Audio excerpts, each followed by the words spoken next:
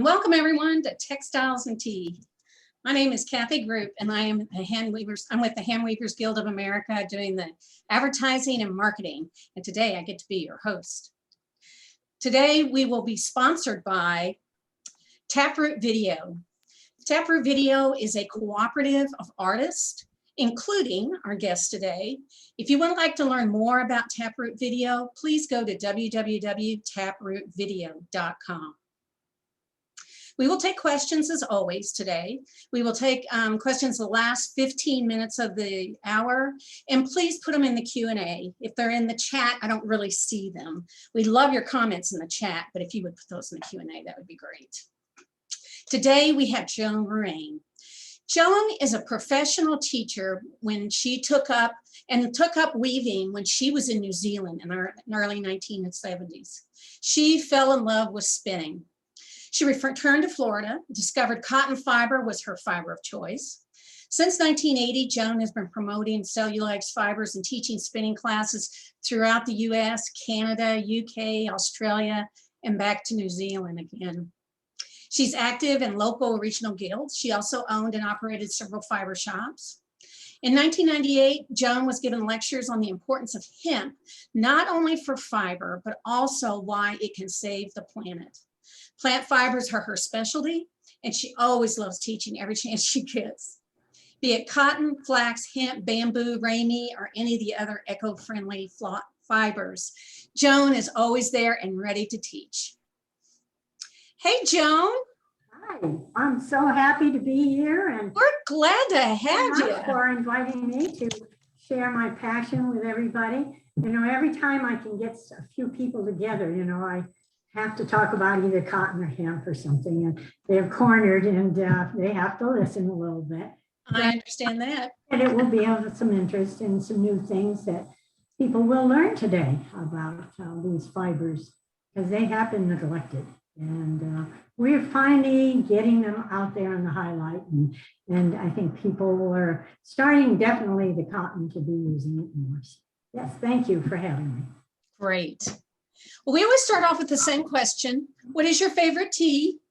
Well, actually it's green tea, but I like jasmine in it. And Trader Joe's used to have it. It's a combination. And I guess not enough people liked it. Like me, I'm always doing something different. And so they no longer carry it. And I said, well, how come you don't have it? And they said, oh, well, it hasn't been in demand, so we don't carry it anymore. So now I have to get my jasmine separate, throw it in there, and then my green tea. And there are some companies that are combining it. So I'm out there searching every day. But today, of course, because as we all know, it is pretty warm out in most of the country. I am using Louisiana iced tea with a bag of peach flavoring in it. So that's my favorite today. Well, I like that peach part, being from Georgia. That's great. Yeah. So how did you get started in fiber? Well, you know, unlike most people that are in the fiber art, they're all saying, oh, my grandmother showed me. Well, I didn't have a grandmother that was into doing fibers. She was more into canning and stuff like that. And I never saw yarns or fibers. However, my great grandmother, who lived to be 103, did do some crocheting. However, I didn't live close to her, but I did, just in nature, I did pick up after I was married and we're having family, I did pick up crocheting, and I made a whole bunch of doilies while I was carrying my children. So other than that, I really didn't get involved in it, except that the first that I had fiber in my hand was in college. I was dating a gentleman who eventually became my husband, and his mother made argyle socks for him. So I thought I better learn to make argyle socks. Well, my mother knew how to knit, but she didn't do much. But I went out and I bought a kit, and it was for knitting argyles. And some people may remember those kits. And I struggled with it, and my mother was trying to help me. Well, she wasn't much of a knitter. And I can remember I was home at Christmas time, and I knitted and I worked and I'd lose stitches. Finally, at the end of our vacation, I'm ready to go back to college. I hadn't gained over, 4 or 5 inches. Because I'd gain some and I'd lose some, and I gained some and I'd lose some. So finally, I went back to college and had to admit to my boyfriend that I was not a knitter. So that was the end of my fiber until he decided to take me to New Zealand. And we had 3 children at the time. So they were grown pretty much, 11, 12, and 14. And so we get over to New Zealand, and there's 3 million people and 30 million sheep. And this was in the early 70s. Well, you can't help but get involved with fiber when there's that many sheep around. And I had a lady named Ruth Reid who took a liking to me and would show me how to spin. And so we spent a lot of hours learning to spin. And then I got to go to some of the spinning groups. I just totally fell in love. And that was it. And I used, of course, Romney sheep that were over there, the fleece, and she taught me how to flip card it and to spin it, so that I actually came home. My husband went over to New Zealand because it was great fishing and hunting and that kind of stuff. He never dreamed that I'd get involved in this. And many times he said, boy, did I make a mistake. But, not really. But that was when I really started into farming, yes. Oh, that's a wild story. That's amazing. So do you see yourself as a hobbyist, a artisan, or an artist, or some combination? No, I really am not. I'm a teacher and an organizer. An organizer? I really color. I'm not good at color. In fact, when I had my shop, I had to hire somebody that was good with color and could help set up the displays and help people with color and creativity. She was a great knitter, this gal. And that was another thing. I couldn't knit, and I could only crochet, but I was weaving. And so I was using my hand spun for that when I had my shop. But no, I do a lot of organizing. Like, for instance, when I moved to Bisbee, I started the Bisbee Guild down there. I started down there in Bisbee, Arizona. I started my first, they were retreats. And of course, at that time, I had my shop in Tucson as well. And I could advertise. I advertised it at the time. It was spin off and hand woven. That was mainly the magazines going out. And I advertised about this retreat in this wonderful town of Bisbee. And I brought in top-notch people. I'm Nancy Harvey. And I can remember bringing Nancy in 3 times, and her classes filled every single time. In fact, I had a girl one time came up from Mexico. In fact, it was the 3rd time Nancy was teaching. And the girl said to me, and she said to me, I want that class so bad. And I said, well, I'm full. So she said, well, I tell you what, I will come over to the studio where it's going to be held, and I'm going to sit on the steps. And if somebody doesn't show up, I'll take their place. So I said to Nancy, well, Nancy, this woman really wants it bad. Nancy said, what's one more? So I called her. And she came in. But I really enjoyed setting them up. And then a few years ago, we had a retreat called Southwest Regional Retreat. And basically, a New Mexico group did most of the organizing of it. And that lasted for 30 years. And I missed only about 4 of those retreats. And all of a sudden, they all said, we've had it. We can't do it anymore. And I was so disappointed. And I kept waiting for somebody to pick it up. No, nobody would pick it up. So this was 3 years ago. And I said, okay, we're going to have it down in Bisbee. I mean, I was living in Tucson, but I worked for the Bisbee people. And we had, Deb Maroney had just opened up a big studio down there, said we could use a room. And so I organized that. And it was things like that. I love, and I guess it's because of the teaching.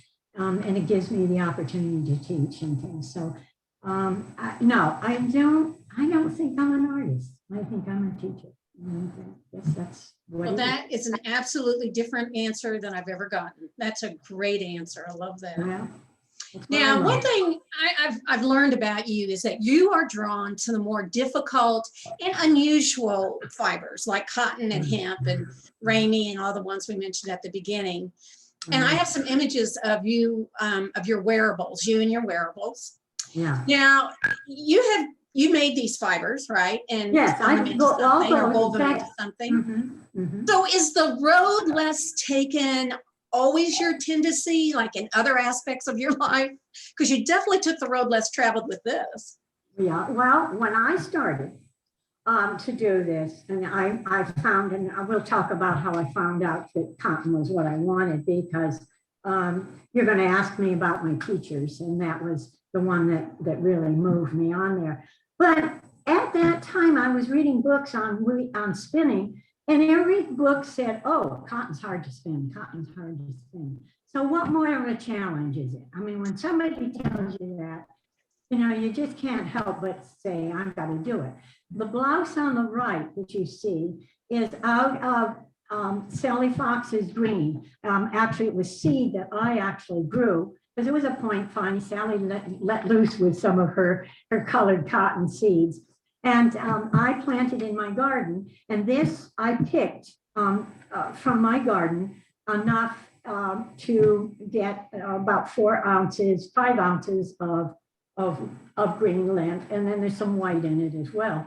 But I remember picking these bowls, and I had them in a bag, and my granddaughter at that time was about 17, 18, and she was driving a huge big truck to take up to the ranch. And I have this bag with all this green cotton in it, and the seeds need to be taken out. And so I thought, what a good time riding up with her, because it was over a narrow road that was winding, and you look over the side and you can't see the bottom, it's one of those kind of roads. So I sat there with my 17-year-old granddaughter with this big truck pulling 4 bowls up to the ranch. And I took the seeds out and didn't look down at the side at all. And that's how the cotton was. And it took me 10 hours actually to take the seeds out to get enough cotton to spin that blouse. Wow. So, and then the other that you see me with a face mask is hemp. That's 100% hemp. And it was supposed to be a dish rag. And because I was taking a workshop, well, no, it was really a study session, and it was a weaving group here in Tucson, and we were to do a sample for everybody of a block weave. So I was doing it out of hemp, which is antibacterial, kills bacteria. And so I was using it as a dish rag and gave everybody in the class a dish rag, because it wouldn't mildew when we wash dishes and set it alongside the counter, because most of my dish rags would last about 2 days and then they would smell mildewy. I had this dish rag, wasn't this particular one, this is a new one, but the first one I had it for 3 months. I used it and I never had to wash it separate. It never got bacteria on it. It never smelled. So I thought, when this pandemic hit, what perfect mask. So all I did is took the dish rags and I made tucks in it, and stuck some elastics on the side, and that's what you're seeing there. And the other is the Ruana. And because most of the hemp that I can get at this point is still pretty coarse, and it isn't something that I want to wear as a blouse like I wear my cotton blouses. I do blend it some, but at this point, but I was trying to think of something 100% hemp that I could wear. And just then Handwoven came out with a Ruana.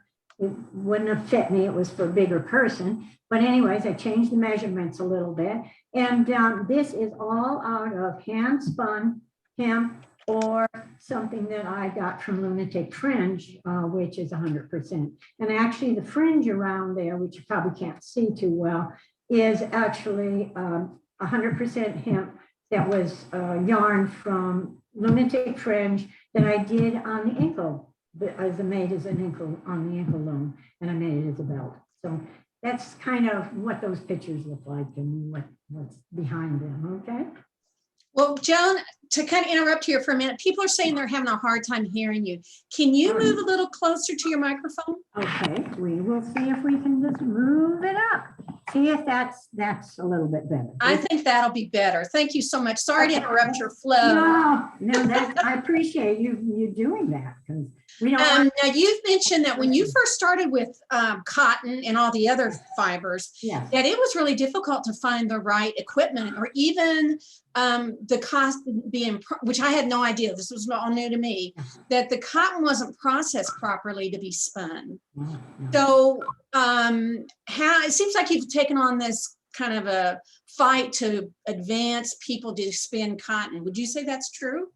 Yes, definitely. Because when I took the classes, went from Harry and Olive Lender, they are the ones who really brought the cotton back in and said, hey guys, cotton is not hard to spin. It can be spun. But the first class I took with them, almost all the spinning wheels had a 6-to-1 ratio. Now, I spin now at least a 12-to-1 and mostly 17-to-1. And if I'm in a hurry, I 44-to-1 ratio. So you can imagine 6-to-1, what we had to do is treadle our legs off to get it, you know?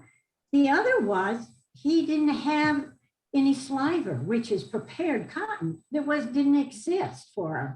And what he had to do is he lived at, Harry and Olive lived in Arizona, up in the Phoenix area. They would go to the gym and they buy a bale of cotton.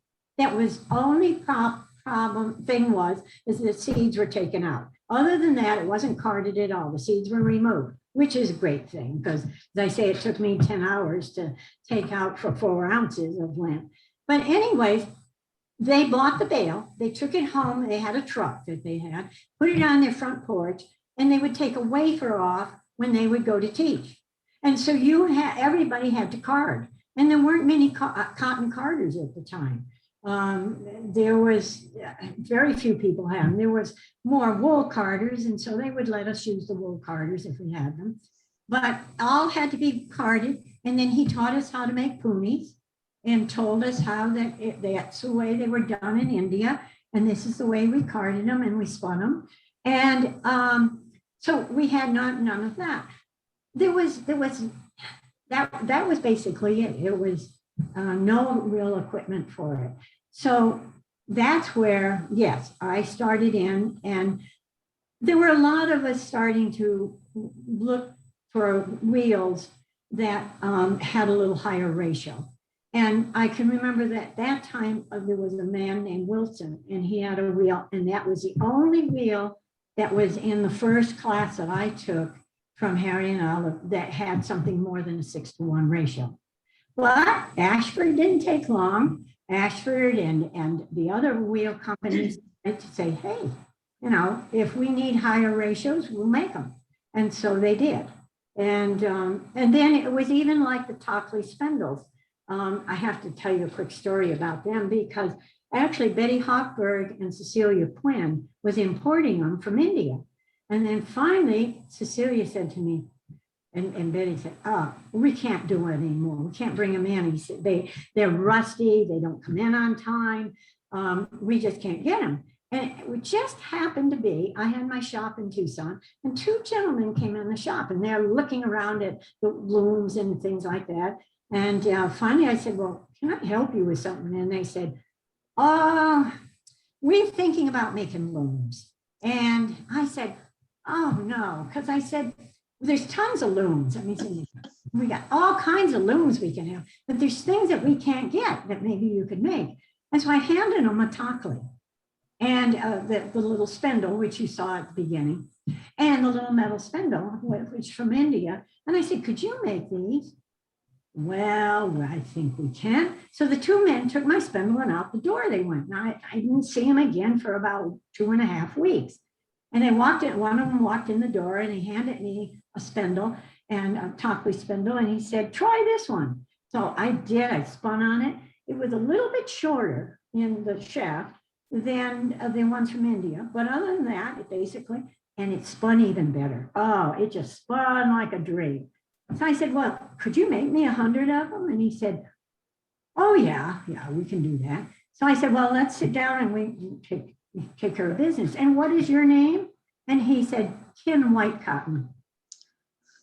I was flabbergasted. I thought, there we went all through this, and his real name was Ken White Cotton. And Terry, his brother, is the one that made them. And he has made hundreds and hundreds, thousands of them. And that is what most people have today, is that has been made by Ken White Cotton, or the gentleman that's been helping him to produce it, because he couldn't do it fast enough on his own. So, you know, yes, I was always looking for something to help the spinners and to keep it down the market. And the same thing when, Sally Fox and Kay Fielding were actually getting the cotton spun for hand spinners. Because if it was going to go to a commercial machine, then the cotton was over carded and all the crimp was taken out. And it was a process which I teach that happens for commercial cotton spinning. But we want the crimp in it for spinning. So Sally Fox first started doing it. She recognized this as a problem. She got it done. And then Kate Fielding came along. Well, then both of them had a difficulty. You know, Sally had trouble with people getting after her for having colored cotton and freighting that it was crossbreeding and all of that. And then Kay got to a stage where she just didn't want to do any of the lifting and tugging that was required in her doing it. So I kind of picked it up because there was nobody else that was producing cotton sliver for the hand spinners. So I picked it up and I found somebody that could do a good job with it.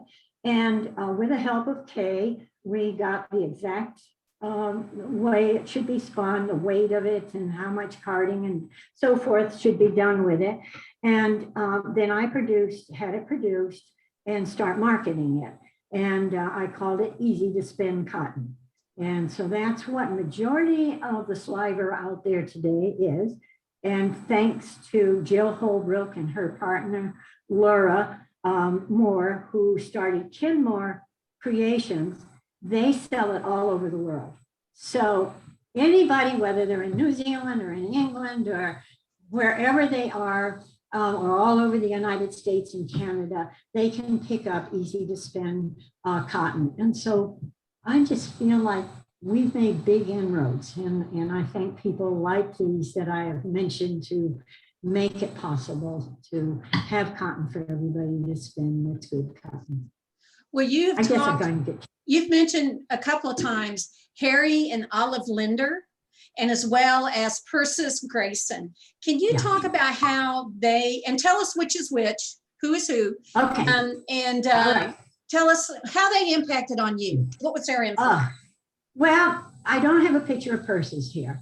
And I'm sorry, when the photo you sent, I wasn't able to actually see that if it was Persis plus. I knew Persis when she was more or less basically in her 70s. And she was absolutely fantastic. And she was my first real instructor. That was an instructor that was trained and goes out, and I had to pay for it. The first instructor is Ruth Reid from New Zealand. She is the lady there on the right with the red blouse. And that's myself there. And I am wearing my green blouse that I raised, I grew myself and took the seeds out and everything. Ruth gave me, she was the one who showed me how to handle fleeces and how to card them and do things like that. So actually, so that was, excuse the phone, and I put it on silent, but it still rang. Anyways, she's the one that really gave me the good start and appreciated wool. Then I had Persis Grayson when I came back to the States, and while she influenced me was to really love spinning. She really wasn't even interested in doing any tests. She didn't want to influence us how we spun it. She would just hand us a fiber and say, spin it. You know, she'd help a little bit with it, but basically she wanted us to create our own way of spinning it and to feel comfortable with it. And I know at the time she said, I don't believe in any of these tests and all these things. I want you to just have fun with it. And I did. But when she handed me the cotton, oh my God, I knew cotton was what I wanted. She didn't really know how to spin it. She just let us have it. And I knew right then and there. And I turned to everybody and to Persis, and I said, who can teach me how to spin cotton? And they said, well, there's a gentleman out in Phoenix, Arizona, and his name is Harry Linder, and he's married to Olive, and the two of them are thinking about coming east and doing some teaching on the East Coast. And at the time I was living in Tallahassee, Florida. So as soon as I got home, the first thing I did was pick up the phone, because they gave me a phone number, and that's before cell phones. And I called Olive, who is over there on the left. And I said to Olive, I understand you're coming east, and it was in the summer, it was in July, they were coming. And I said, you're going to be teaching classes. Where can I get a class from you? And I could hear an irritation in her voice. And she said, well, somebody canceled on us. And I said, oh, well, I'm sorry. And she said, how about you getting a class ranked up for us in Florida? And I was just dumbfounded, because I'd just been back mainly from, I didn't know what was going on in Tallahassee, and I didn't know what I could do. So I quickly called. So she said to me, if you could set up a class, we can do it over the weekend of the 4th of July. And I said, oh my gosh, I don't know. And she said, I tell you what, we're leaving tomorrow morning at 6 o'clock. Well, that gave me 6, 7, 8, 9. That would have given me till 9 o'clock in Florida time to call her back, because there was no cell phones. And I said, well, let me see what I can do. So I called Judy Cates, who is a guild member in Florida. And I said, where could I even have it? What do you think? And she said, let's go for it. Let's go for it. That'd be great. So she found me a place, and my husband said, oh, well, of course they could stay with us. And so I called her back the next morning. It was probably about 5 o'clock her time, but of course it was Florida time, 3 hours difference. And so I said, yep, we'll go with it. And so we did have them for a workshop there in Tallahassee. And that was the first time I had my hands on really cotton. And he brought a hunk of the 480-pound bale of cotton that they had, and we had to card it. And we had a full class. We had about 12. And it was wonderful. I mean, and they were such a wonderful team to teach. And I mean, I was just sold, and there was just no turning back at that point. I was a cotton lover. And so and the influence they had on me was with just that I just loved it. And Persis, the thing about Persis was making you fall in love. And that's so important. And then the other was, I took from people like Betty Hochberg, Cecilia Quinn. I took from, what was the one from England? Isn't that awful? I can't. Mabel Ross. I took from Mabel, where she was very technical. And so I kind of blended the two together. And so, yes, the more people I could take from, the more I was able to broaden my base and to be able to teach in different ways and to teach different people and different people that had handicaps or people that had, it was the more instructors I had, the more knowledge I had to help others. And that's what I love. Well, you are an instructor, so let's do an imagination thing here. It's years from now, and I'm interviewing someone who's a spinner, very well known, very skilled because they had a good teacher. And I asked the spinner, who influenced you? And this person would say, you. Okay. So what would you hope they would say about you as a teacher and a spinner? So what do you want for your legacy? Well, first off, as a spinner, I teach on a first grade or kindergarten level to begin with. This is something that so many people can't do that are good spinners.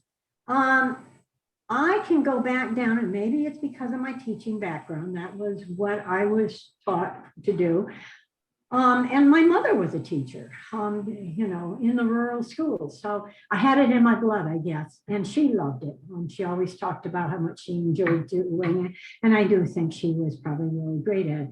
So that was the first thing, is that I can teach on that beginning level. And I can do the same thing with weaving. Now, weaving, I only go the first grade level, and then I ship them off to anybody else. There's a lot of good weavers out there. So I shipped them off, but I found that a lot of spinners and weavers could not drop down to that beginning level. And I think that I can do that. I also think that I don't tell them there's just one way to do it. There's a lot of ways of doing everything. And I get them to be creative. And I am so proud of being able to see people like Jill Holbrook. I've got people down in the Bisbee area that I taught that was, they've done wonders. They've gone so far beyond me. I consider Jill, for instance, she was one of the first people I taught when I got into Tucson. And I consider her a much better spinner than I am. I love seeing this. And so I do hope that.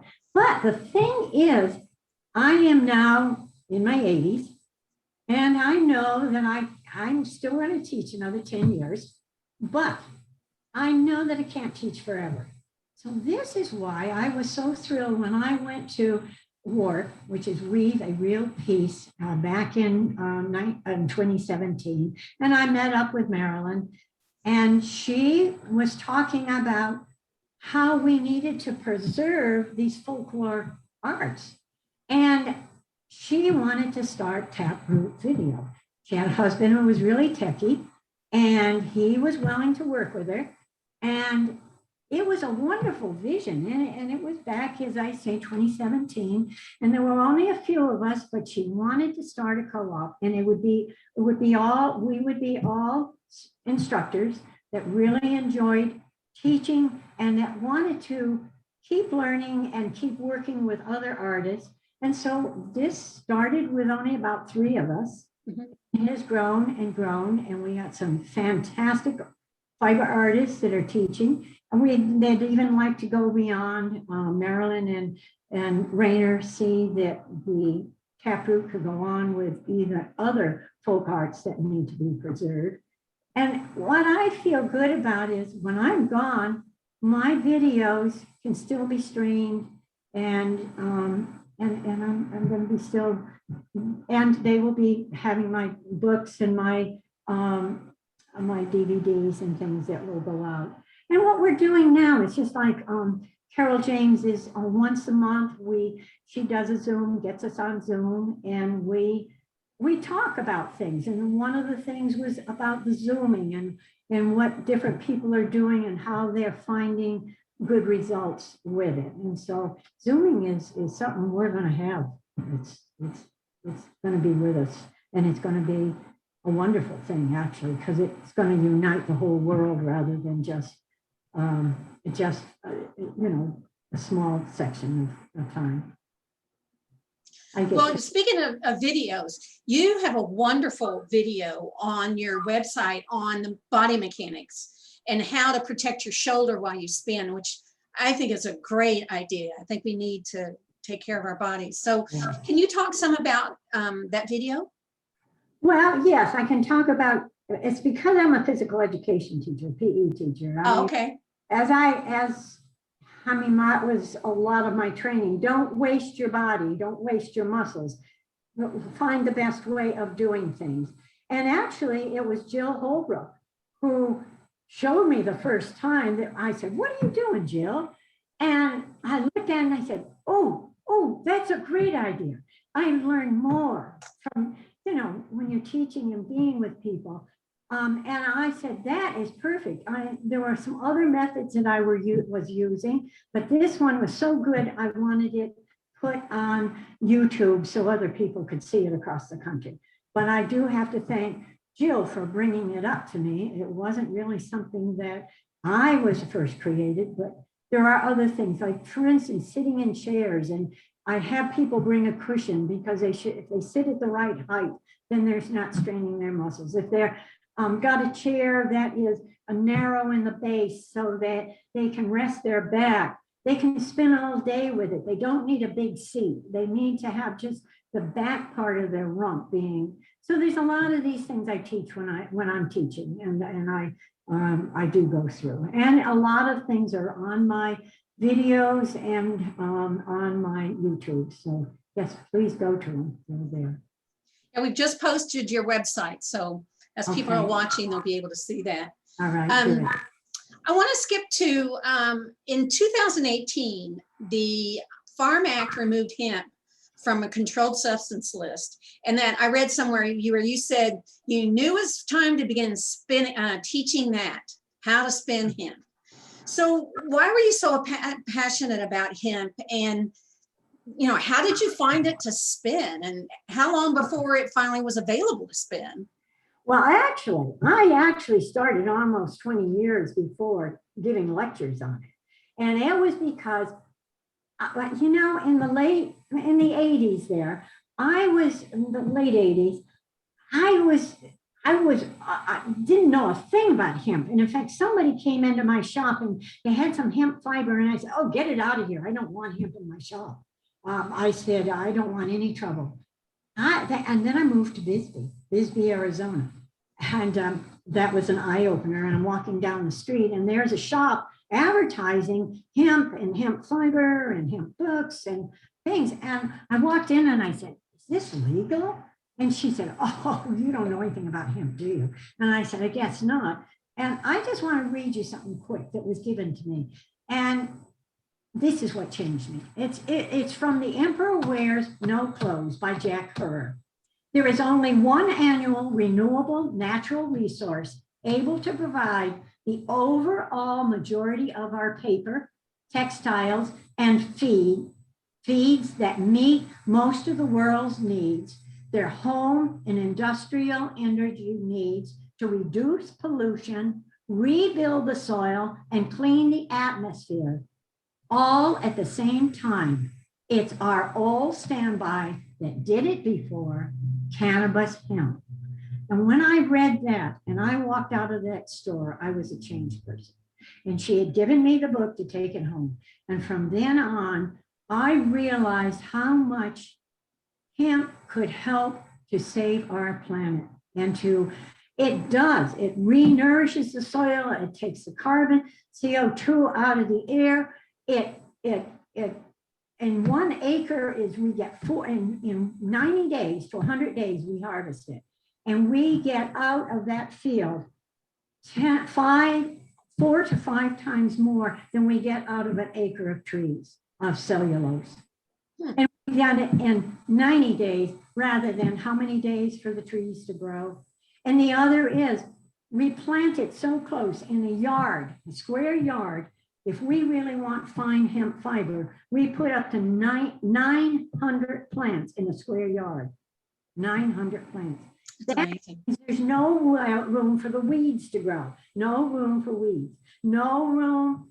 It is that roots are going to go down into the soil, the tap roots. They're going to nourish the soil as well as take out the different metals from the soil. It is going to take out from the oxygen. And because it doesn't need as much water as many of the plants, it does not take pesticides because pesticides don't like it. I just this morning opened up my cotton news. Cotton, we've got 11.7 million acres of cotton going to be grown. What was the next picture thing? Was how are we going to handle the weed problem? How are we going to handle the bug problem on it? Hemp doesn't need that problem because the weeds don't grow because it grows so quick and before the weeds start and there's no sunlight that gets down to them. It's just a fantastic plant. Yes, we still need our cotton, but the hemp, industrial hemp is what I'm talking about. This is hemp that has 0.3% THC in it, is all that it's allowed in industrial hemp.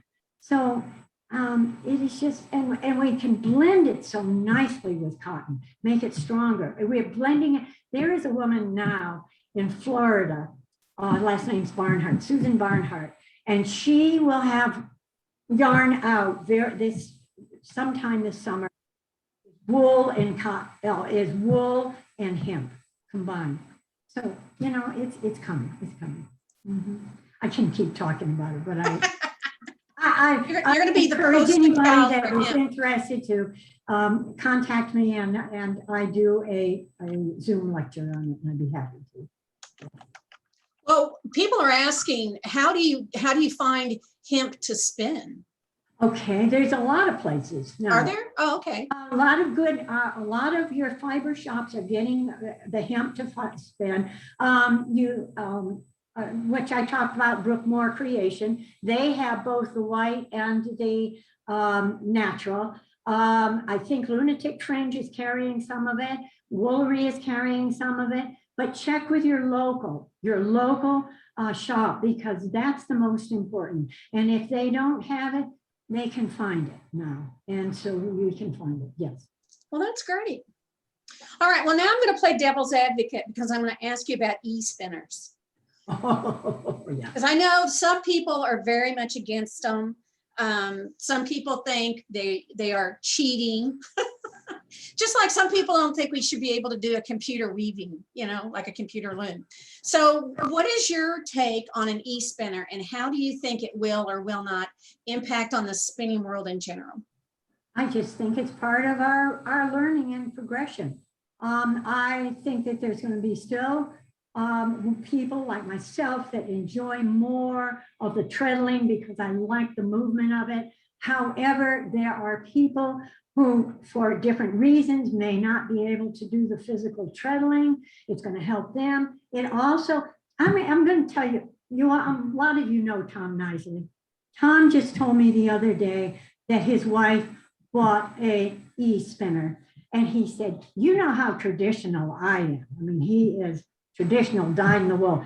He said, you catch me in the evening with that little electric spinner sitting on the couch with my feet up, spinning away. He said, I've gotten so much cotton spun, it's unbelievable. So yes, it's there. I think it's a great thing. It's just part of like going from gin cotton to the sliver, you know.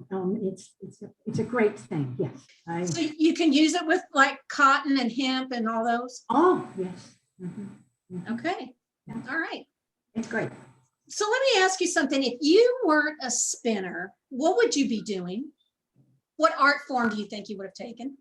Well, the only thing that I did in an art form before getting into fiber art was I did do oil paintings, and I did some watercolor and stuff like that.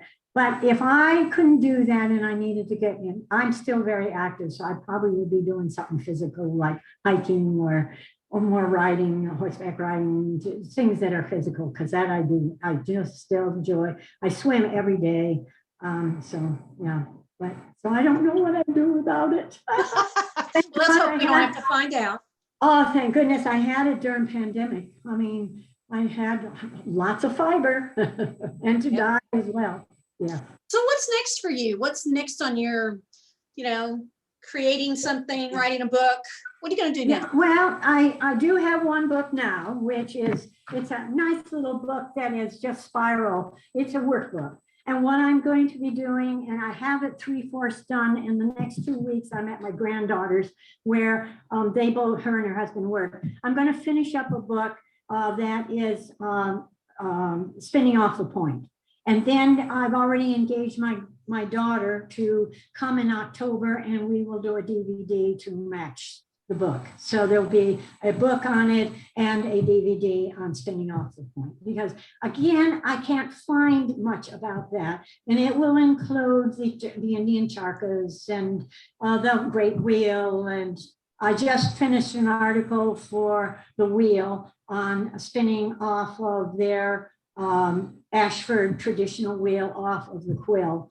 And so, yes, that's what I'll be doing. And that's kind of what I'm doing. I'm supposed to be thinking about retirement, but that's for the words. You heard again. I love it. You heard it here again, folks. Heard it here first. New book, then a video. All right, well, let's take some questions from our audience. We got a bunch. Yes, I love it. All right. I see you got 18. Are there different varieties of spinnable cotton available in the U.S.? Oh, yes, yes. First off, of course, you got your different colored cottons, thanks to Sally Fox. And then you've got the cottons, you've got real short cottons that are brown cottons that they're working with now and getting out. We've got Pima, we got Sea Island, we've got Kala cotton or upland cottons. Oh, there's such a variety. Go to your fiber shops and see what they've got, and encourage them to check with some of these other places that sell wholesale and make sure you get them in there. Yes. Well, that was from Fasia. Thank you, Fasia. She always has great questions. Oh, this is good. Julie Crossland wants to know. She says, I'm a spinner and a weaver. I love to weave cotton, but only spin wool. Can she use her wool carding implements like her hand carders and etc. for cotton? Well, when you go to the fiber store and you see cotton that's got texture to it, you pay a lot more money than the smooth cotton. Have you noticed that when you do that? Well, if you card with wool carders and you make ponies out of them, you're going to get a little more textured yarn than what you do from cotton. So great, it's fabulous. I encourage it.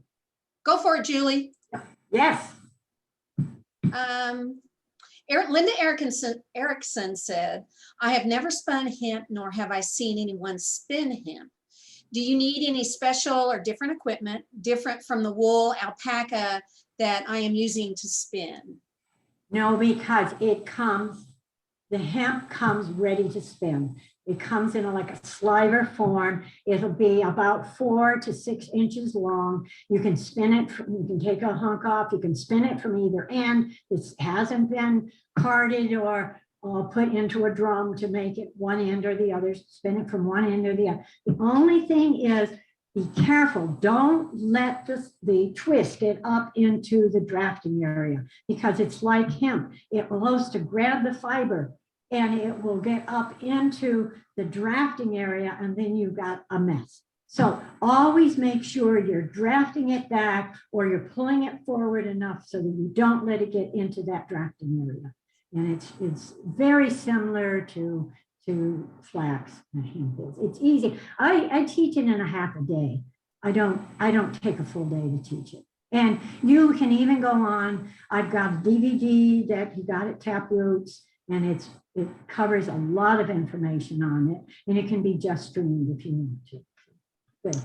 Well, Nancy Magyar, what would you consider the easiest tool to spin cotton on for a beginner? That's a great question. Where should a beginner start? Like wheel, drop spindle? No drop spindles, because cotton is too short. You've got to have a support spindle.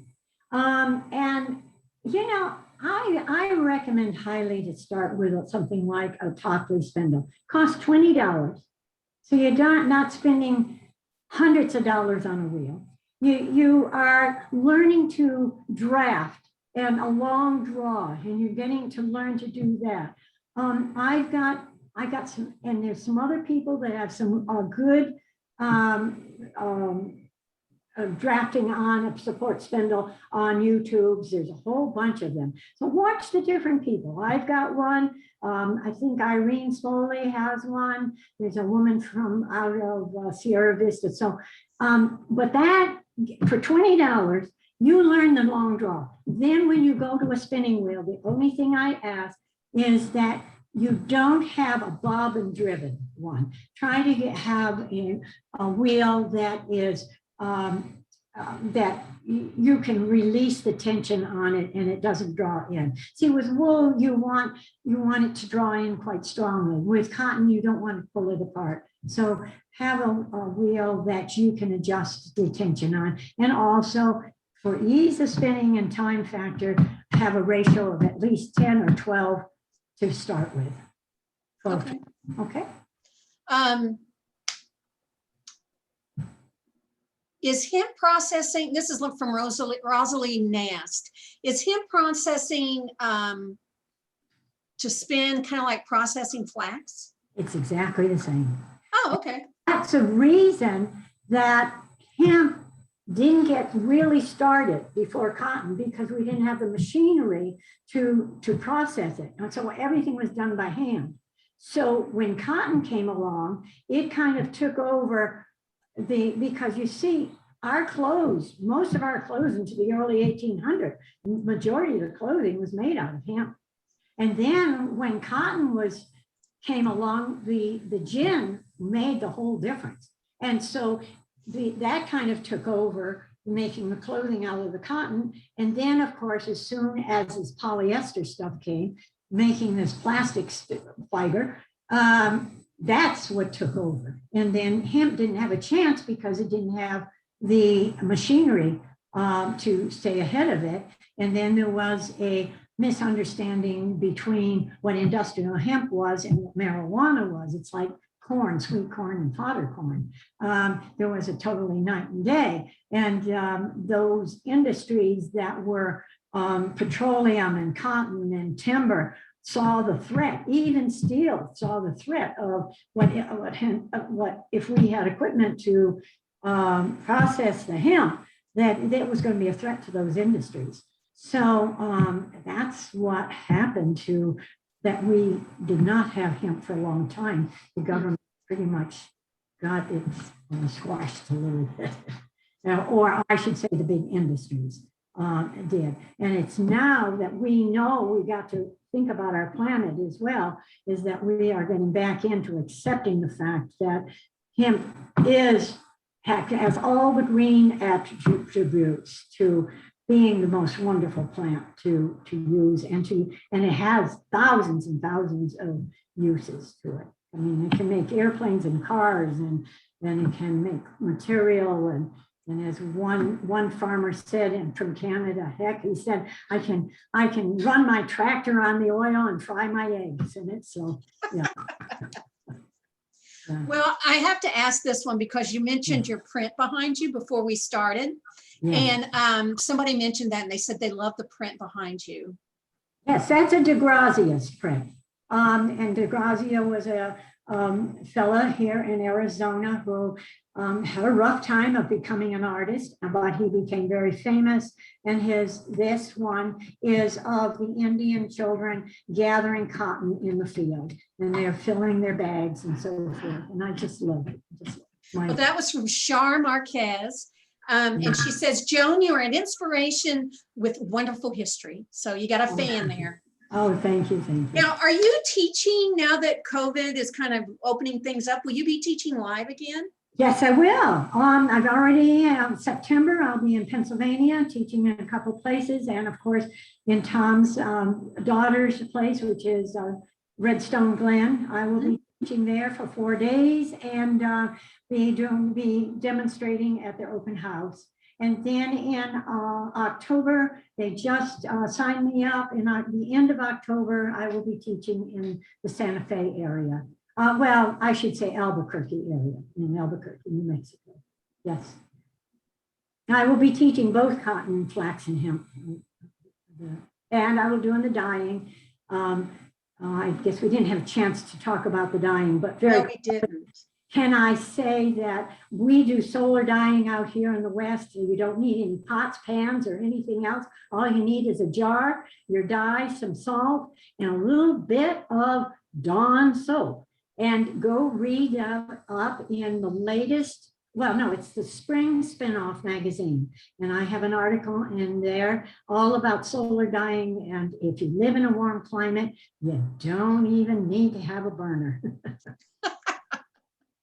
Some good things about the heat, right? Yeah, we have to find So what something. about next year? You got anything on your plan next year? Yes, it looks like I'm going to Florida Tropical again, which I'm so thrilled to go to because I have family and I did live a while in Florida in Tallahassee, and I have so many friends in Florida. They just asked me again to teach, and so I will be teaching basically beginning cotton again because I've been away for quite a while. It seemed like I was over in Australia and New Zealand and during the March time. And so I didn't get to teach for about 4 years there. So I'm coming back.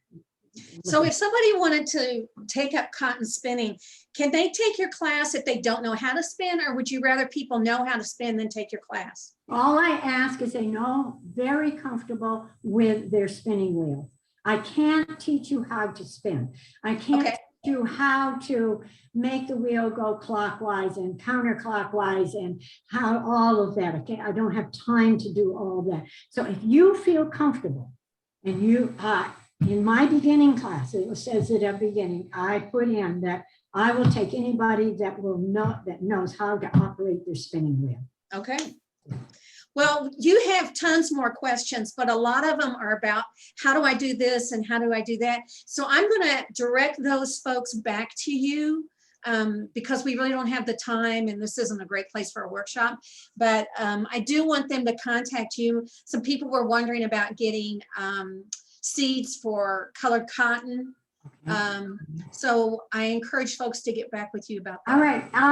Please either go on my website or go to my email. I love it when I get emails in. Just make sure you put in the subject that it's about cotton or about flax. So I know that is going to be a question on that. I answer questions all the time and I love to do that. And it's cottonspinning.com. Okay. Well, it's hard to believe we're finished for today. We've run out of time. We could have had you on here for hours. You're just a wealth of knowledge, Joan. Well, I've lived a long time, so I guess I got a lot in there. But spin cotton at Yahoo is my my address. You'll find it on my website. But, okay. Please. I want to thank Joan for being here today. You are a wealth of knowledge. And again, if you want to get a hold of her, please go to her website. And there it is, cottonspinning.com. And she has tons on there. She's got great stuff on her website. You can find out about taking a video, buying a video class. There'll be information about where she's going to be, where she's teaching. And she's very, very generous with her knowledge. So again, check that out, cottonspinning.com. I want to thank our sponsor today. Today's episode of Textiles and Tea is sponsored by Taproot Video, the Instructors Cooperative. To learn more about their website, please go to taprootvideo.com. They're doing this wonderful thing, and Joan talked about it a great deal, that they are getting, it's not a way to learn more and gets teachers organized and kind of band together for teaching. They have everything from Joan's spinning to how to use paste resist by our beloved John Marshall. So be sure you check out their website. And again, it's taprootvideo.com. Thank you to them for sponsoring this program today. If you would like to see more about, Textiles and Tea is supported by the Fiber Trust. If you would like to see more programming like this, please go to our website at weavespindye.org and support HTA by becoming a member or donating or both.